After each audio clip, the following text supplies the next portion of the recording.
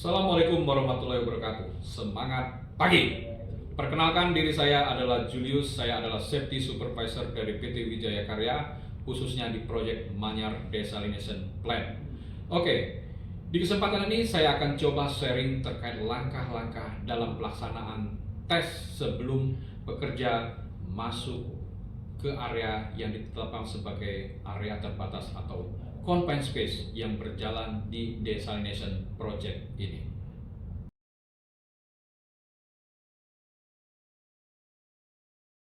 Confined space atau yang biasa disebut dalam bahasa Indonesia ruang terbatas adalah suatu ruang yang cukup besar dan luas serta memungkinkan pekerja masuk dan bekerja di dalamnya yang mempunyai akses masuk dan keluar terbatas serta tidak dirancang untuk tempat kerja.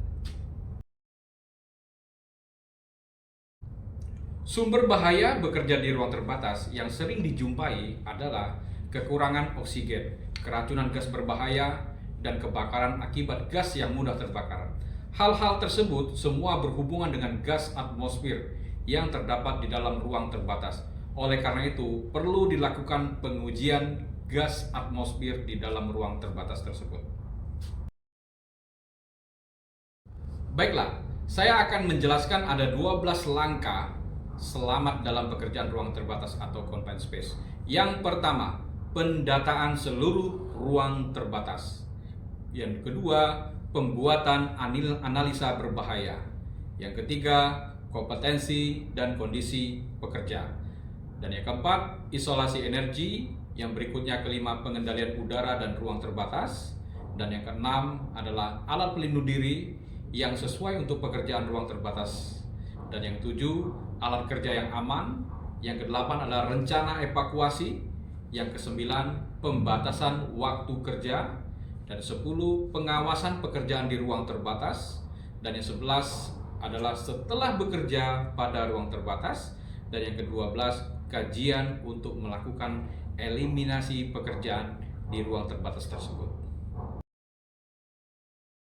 Oke, dalam ruang terbatas, sebelum melakukan pekerjaan, pengujian gas atmosfer dilakukan sebelum dan selama melakukan pekerjaan.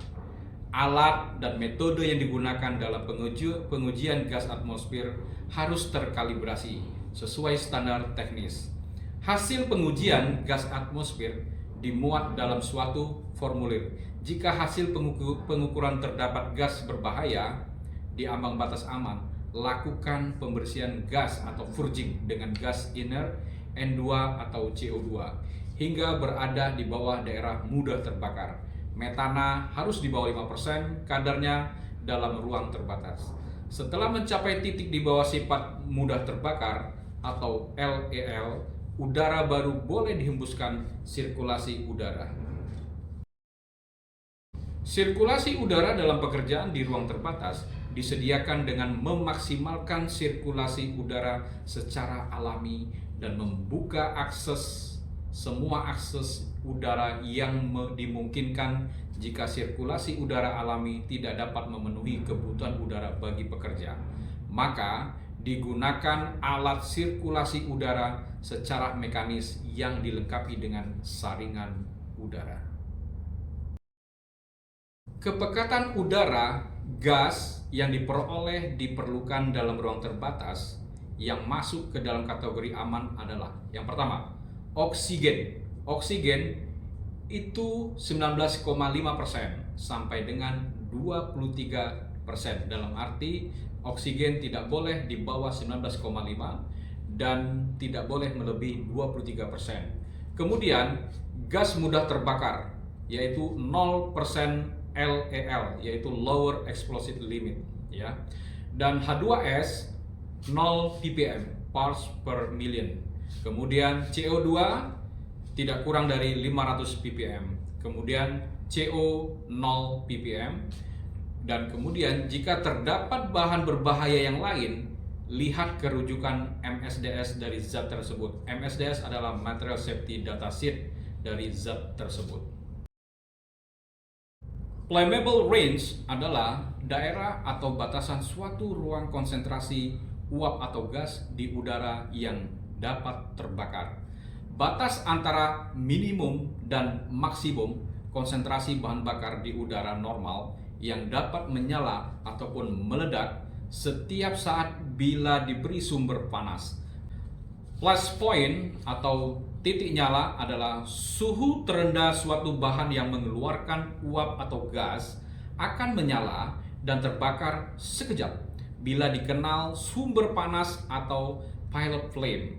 Semakin rendah titik nyala, maka bahan tersebut semakin mudah terbakar atau menyala. Fire point atau titik bakar adalah suhu terendah suatu bahan yang mengeluarkan uap atau gas akan tetap menyala dan terbakar setelah sumber panas dihilangkan. Kemudian auto ignition temperature atau biasa disebut dengan suhu nyala adalah suhu atau temperatur di mana suatu zat atau campur beberapa zat yang dapat terbakar dengan sendirinya tanpa diberi sumber panas. Dalam pekerjaan ruang terbatas, wajib diawasi minimum satu orang di luar ruangan terbatas atau confined space yang biasa disebut dengan hall watcher.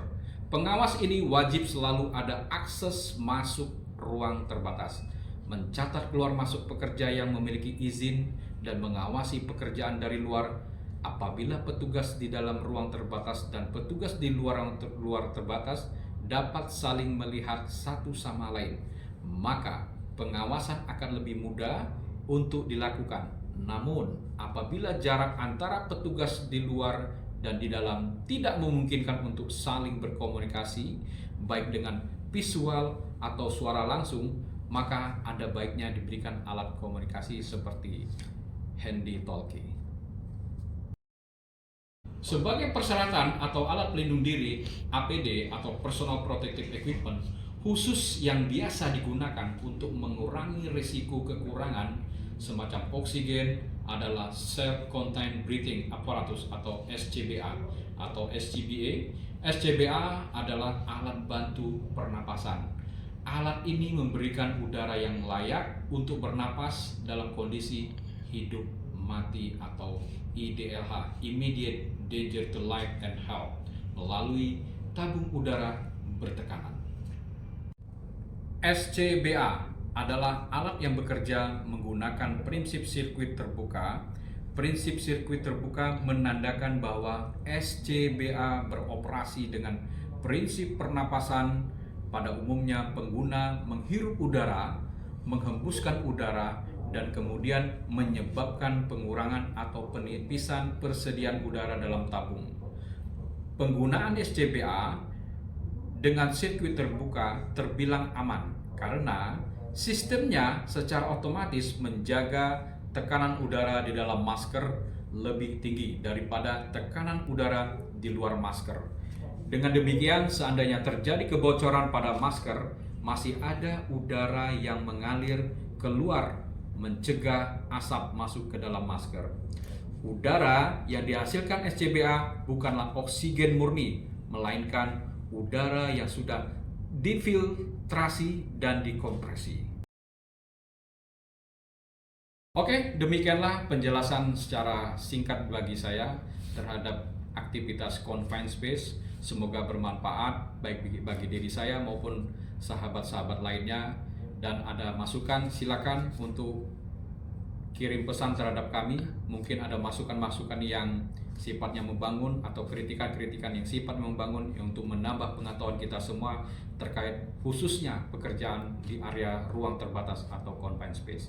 Terima kasih, semoga bermanfaat untuk diri saya maupun rekan-rekan yang lainnya. Wassalamualaikum warahmatullahi wabarakatuh.